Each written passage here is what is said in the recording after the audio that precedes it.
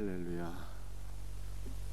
우리가 오늘 함께 읽은 레위기 14장은 나병 환자의 나병을 정결하게 하는 예식에 관해서 우리들에게 말씀하고 있습니다. 우리가 나병이 무엇인가 하는 것은 이미 말씀을 들어서 잘 알고 있습니다. 나병은 오늘날 우리가 알고 있는 나병, 그 문둥병을 포함해서 전염성이 있는 보다 광범위한 피부 질환이다라고 말씀을 들었습니다. 그런데 나병은 성경에서 말씀하고 있는 나병은 영적인 의미가 있어요. 성경에서 말씀하고 있는 나병의 영적 의미는 영적 교만입니다. 모세가 구스 여인을 취하게 되었는데 이 때문에 미리암과 아론이 모세를 대적하게 되었습니다. 모세는 그리스도를 상징하는 것이고 구스인은 이방 여인 아니겠습니까? 장차 예수 그리스도의 은혜로서 이방인들이 그리스도의 신부가 될 것이다 라고 하는 것을 우리들에게 보여주는 사건이었어요. 그런데 유대인들은 자기 공로와 자기 의에 사로잡혀서 모세가 구스 여인을 취하는 것을 마땅치 못하게 생각하고 모세를 대적하게 되었습니다. 이 영적 교만이죠. 나만 구원을 받아야 되는데, 유대인만 구원을 받아야 되는데 어떻게 이방인들이 구원을 받고 그리스도의 신부가 된단 말인가? 영적 교만에 사로잡히게 된 거예요. 그래서 아론과 미리암이 모세를 대적하게 되었는데, 모세를 대적하는 일에 더 주동적으로 앞장선 사람이 바로 미리암이었습니다. 그러면 하나님께서 미리암을 징계하셔서 미리암이 문둥병에 걸리게 되었어요. 이 문둥병은 영적 교만을 가리키는 것입니다. 여러분들, 영적 교만에 사로잡히게 되면 하나님 앞에 쓰임 받을 수가 없습니다. 여러분들, 문둥병자는요 따로 격리가 되었잖아요. 이 그리스도의 풍성한 은혜에 동참하지 못하고 그리스도의 놀라운 은혜의 역사에 쓰임 받지 못한다 라고 하는 것을 우리들에게 보여주고 있는 것입니다. 오늘날에도 영적으로 교만한 사람들은요 하나님 앞에 쓰임 받을 수가 없어요. 여러분들, 우리가 교회 안에서 신앙생활을 하는데 어떻게 좋은 일만 있겠습니까? 내 마음이 아프고 또 상처가 되는 일도 있을 수 있는데, 누가 나에게 상처를 주게 되면 내가 이런 사람인데 어떻게 너희가 나에게 이렇게 말하고 나를 대접할 수가 있지? 이렇게 생각하게 되면 관계가 단절이 되고요, 그 사람은 하나님 앞에 쓰임받을 수가 없어요. 우리에게 고난이 찾아오게 되면 예수님도 고난을 받으셨는데 내가 고난 받는 것이 합당하지 않겠는가? 오히려 자기 자신을 돌이켜보고 자기 자신을 낮추는 자가 하나님 앞에 은혜를 받고 복을 받고 쓰임을 받게 되는 거예요. 여러분들, 우리 안에 영적 교만이 들어오지 않기를 주님의 이름으로 축복합니다. 여러분들, 영적 교만, 이 나병 환자들은 어떻게 정결함을 받게 되었을까요? 오늘 말씀을 한번 보시겠습니다. 4절 말씀 먼저 같이 읽습니다. 제사장은 그 정결함을 받을 자를 위하여 명령하여 살아있는 정결한 새 2마리와 백향목과 홍색실과 우슬초를 가져오게 하고. 여러분들, 4절 말씀을 보면은 이 나병 환자가 정결함을 받기 위해서는요 정결한 새 2마리가 필요했다 이렇게 말씀하고 있습니다. 여러분들, 이 정결한 새 2마리는 나병 환자를 어떻게 정결하게 할 수가 있었을까요? 5절 말씀 보시겠습니다. 제사장은 또 명령하여 그 새 하나는 흐르는 물 위 질그릇 안에서 잡게 하고. 자, 정결한 새 2마리 가운데 한 마리를 질그릇 안에서 잡게 했는데, 흐르는 물 안에 있는 질그릇에서 그 2마리의 새 가운데 한 마리의 새를 잡았다 이렇게 말씀하고 있습니다. 여러분들, 이것이 무슨 말씀일까요? 질그릇 안에 흐르는 물이 있는데 그 질그릇 안에 새를 잡게 되니까 질그릇 안에 있는 물에 새의 피가 섞이게 되는 것입니다. 여러분들, 이 질그릇은 그리스도 인성을 가리키는 거예요. 여러분들, 예수님께서 인간의 몸을 입고 이 땅에 오셨고 우리 주 예수께서 십자가에 못 박혀 운명하시게 될 때, 로마 군병들이 예수님의 옆구리를 창으로 푹 찌르게 되니 그리스도의 몸에서 물과 피가 함께 나오게 되었습니다. 그래서 질그릇은 그리스도의 인생을 가리키는 것이고, 질그릇 안에 있는 물과 새의 피는 바로 그리스도의 죽음이요 그리스도의 몸에서 쏟아진 물과 피를 가리키는 것입니다. 그러므로 우리는 우리의 영적 규만이 어떻게 치유받을 수 있는 것입니까? 예수 그리스도의 몸에서 쏟아진 물과 피의 공로를 우리가 깊이 누리게 될 때 우리의 영적 규만이 치유를 받게 된다라고 하는 것을 성경이 말씀하고 있는 것입니다. 여러분들 6절 말씀 한번 읽어보겠습니다. 다른 새는 산채로 가져다가 백향목과 홍새실과 우슬초와 함께 가져다가 흐르는 물 위에서 잡은 새의 피를 찍어. 정결한 새 두 마리가 문둥병제의 정결 예식을 위해서 쓰임을 받게 됐는데, 한 마리는 질그릇 안에 흐르는 물에 그 새를 잡아서 이 새의 피와 물이 섞이게 되었습니다. 그런데 다른 한 마리는 죽이지 않았어요. 두 번째 정결한 새는 우슬초와 백향목과 함께 홍색 실로 묶어서 질그릇 안에 있는 물과 그 새의 피를 찍어서 나병 환자에게 7번 뿌리게 되면 나병 환자가 정결함을 받게 되었다라고 하는 말씀입니다. 여러분들 두 마리의 정결한 새 가운데 질그릇 안에서 피를 흘려 죽게 된 그 새는 예수 그리스도의 죽음을 가리키고,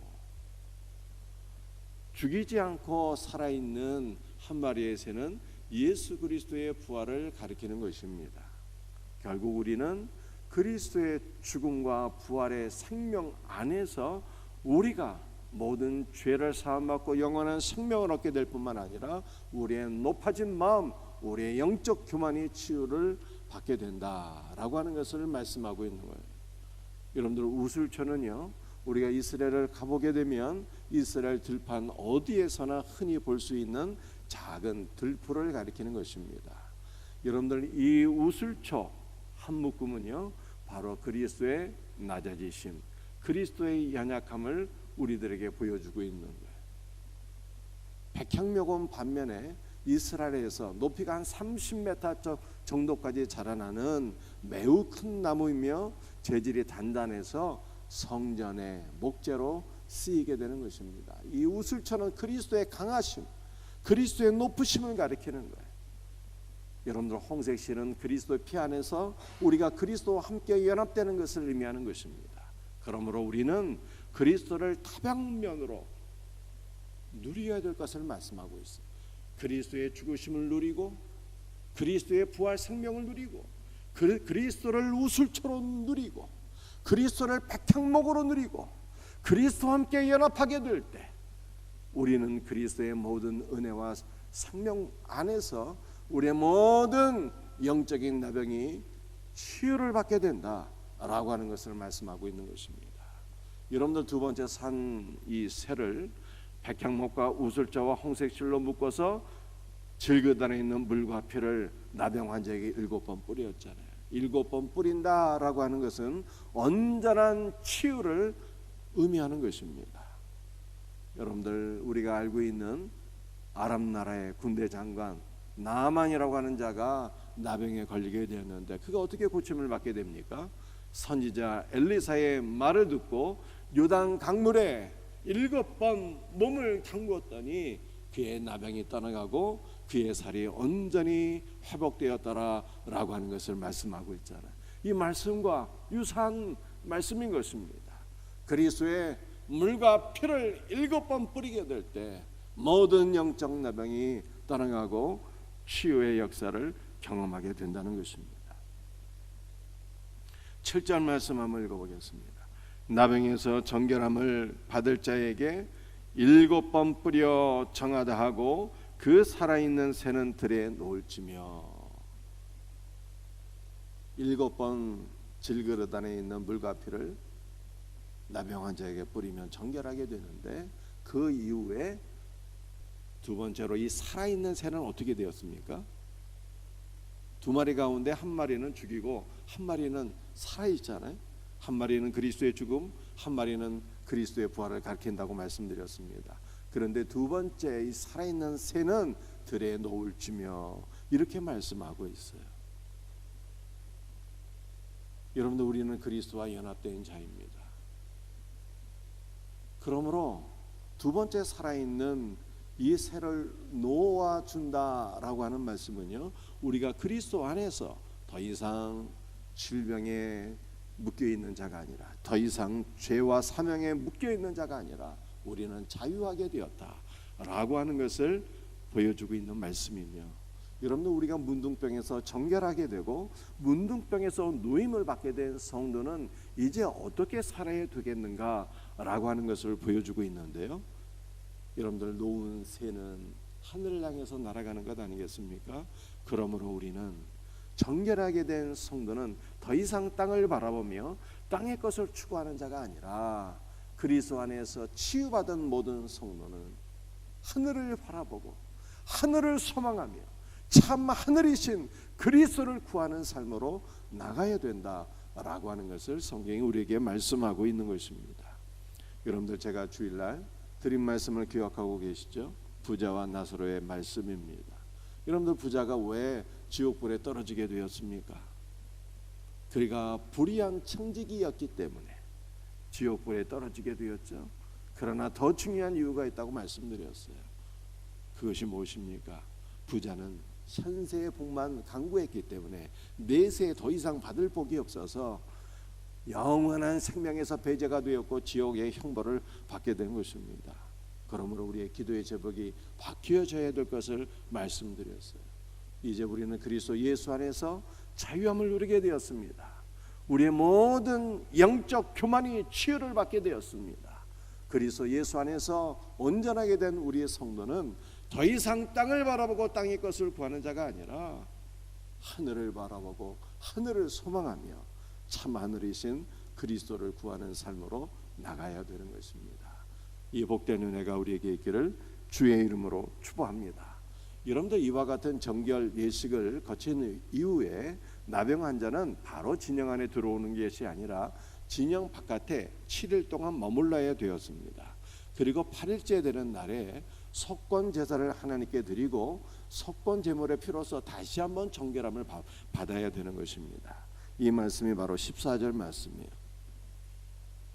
14절 말씀을 읽어보겠습니다. 제사장은 그 속건 제물의 피를 취하여 정결함을 받을 자의 오른쪽 귓부리와 오른쪽 엄지 손가락과 오른쪽 엄지 발가락에 바를 것이요.